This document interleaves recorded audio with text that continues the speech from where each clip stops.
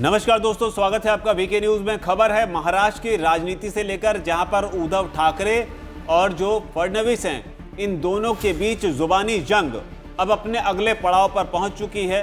नपुंसक से लेकर बात काफी आगे निकल गई है, जिसपे फडणवीस ने ताजा बयान देते हुए कहा है कि इससे नीचे की भाषा उन्हें आती है, वो भी इसका जवाब दे सकते हैं। क्या कुछ कहा है फडणवीस ने, वो आपको सुनवाएंगे, लेकिन पहले आपको पूरी खबर बताते हैं।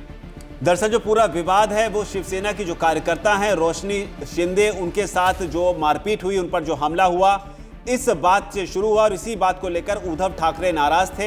हालांकि इस दौरान वो अपनी पत्नी रश्मि ठाकरे और बेटे आदित्य ठाकरे के साथ रोशनी शिंदे से मिलने के लिए, उनका हालचाल जानने के लिए अस्पताल पहुंचे थे और यहीं पर उन्होंने मीडिया से बात की। आरोपियों की गिरफ्तारी की मांग करते हुए उन्होंने कई सारी बातें कही हैं। मीडिया से बात करते हुए उन्होंने देवेंद्र फडणवीस पर निशाना साधा और कहा कि गृह मंत्री देवेंद्र फडणवीस को इस्तीफा देना चाहिए। उन्होंने कहा कि सुप्रीम कोर्ट ने जिस सरकार को नपुंसक कहा हो, उससे आखिर क्या अपेक्षा कर सकते हैं। ये धर्मवीर आनंद दिघे का सुसंकृत ठाणे था, लेकिन आज गुंडों का ठाणे हो गया है।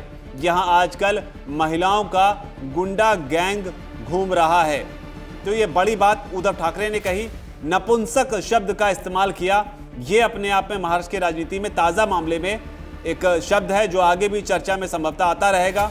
उन्होंने पूरा वाकया बताते हुए कहा कि रोशनी शिंदे नाम की हमारी कार्यकर्ता पर उनके दफ्तर में घुसकर मारपीट की गई।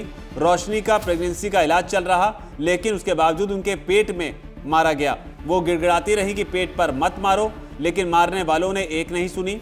और इसी चीज़ को लेकर उद्धव ठाकरे ने बीजेपी और एकनाथ शिंदे पर सवाल उठाए हैं और कहा है कि यही सब करना है तो सावरकर के नाम पर यात्रा निकालकर क्या मतलब है। उद्धव ठाकरे ने साथ ये भी कहा कि वो पुलिस कमिश्नर से मिलने गए, लेकिन वो उन्हें मिले नहीं। तो ये उद्धव ठाकरे ने हमला बोला है शिंदे और जो महाराष्ट्र में सरकार है बीजेपी और शिंदे की, यानी कि शिवसेना जो शिंदे वाली है। इसके अलावा उद्धव ठाकरे ने बड़ा आरोप लगाते हुए ये भी कहा कि कल जब रोशनी पुलिस थाने पहुंची तब उनकी FIR नहीं लिख रहे थे।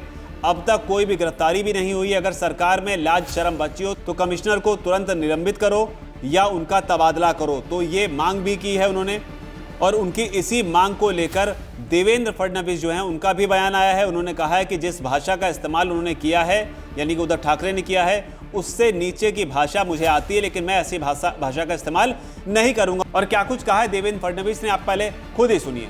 ने आपके ऊपर आरोप लगाया है, आपके इस्तीफे की मांग तक कर डाली। देखिए, उन्होंने जो भाषा का इस्तेमाल किया है उससे नीचे की भाषा मुझे आती है, लेकिन मैं उसका इस्तेमाल नहीं करूंगा। उद्धव ठाकरे फ्रस्ट्रेशन में है। 2.5 साल वो मुख्यमंत्री रहे, घर से बाहर नहीं निकले, घर से कार्य किया, जनता में कभी गए नहीं, इसलिए उनके बारे में जनता जानती है। और एक ऐसे कमजोर मुख्यमंत्री जिनके 2 मंत्री जेल में जाने के बावजूद उनका इस्तीफा नहीं ले पाए क्योंकि कुर्सी जाने का डर था। वाजे जैसे ब्लैकमेलर को पुलिस फोर्स में लेकर उसको बचाने का काम करने वाले मुख्यमंत्री के रूप में उनको महाराष्ट्र की और देश की जनता ने देखा है। इसलिए ऐसे व्यक्ति को मैं कोई महत्व नहीं देता जो सत्ता के लिए विचारों को लात मारते हैं, कुर्सी के लिए विचार छोड़ देते हैं।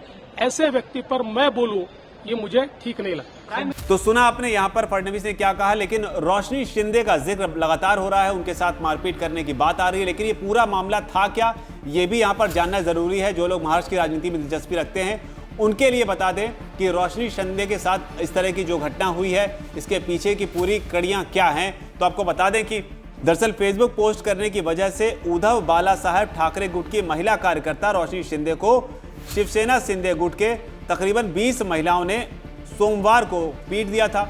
उद्धव बाला साहब ठाकरे गुट की महिला कार्यकर्ता शिंदे ने अपने फेसबुक अकाउंट से एक पोस्ट किया था, जिसमें उन्होंने लिखा था कि ठाणे में रैली कवर करने के दौरान एक पत्रकार को शिंदे गुट के प्रवक्ता ने जान से मारने की धमकी दी और बाहर ना घूमने को कहा है। यानी कि एकनाथ शिंदे पर उन्होंने आरोप लगाया था कि जान से मारने की धमकी दी है, और अगर स्वर्गीय धर्मवीर आनंद दिघे होते तो ऐसा होता क्या, तो सवाल उठाए थे उन्होंने।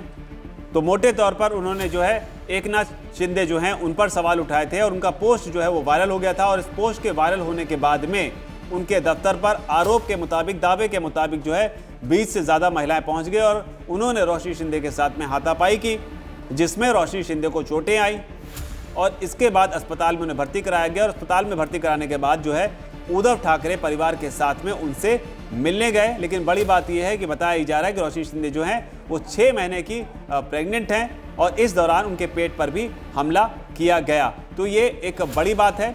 इतना ही नहीं, इसके बाद जो है उद्धव ठाकरे और फडणवीस के बीच जुबानी जंग हुई। इसमें जिक्र जो है वो राजीव गांधी का भी हुआ, बाला साहब ठाकरे का भी हुआ।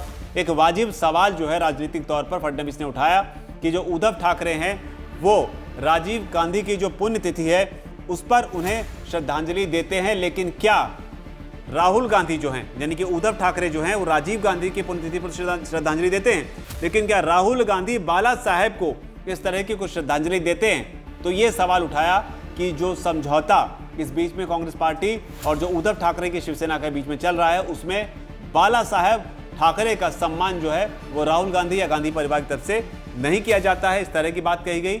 और ये भी कहा गया कि राजीव गांधी, जो गांधी परिवार के जो नेता, देश के पूर्व प्रधानमंत्री कह लीजिए, या राजीव गांधी के लिए कितने खास है, राजीव गांधी जो गांधी परिवार के लिए कितने खास है बताने की जरूरत नहीं है।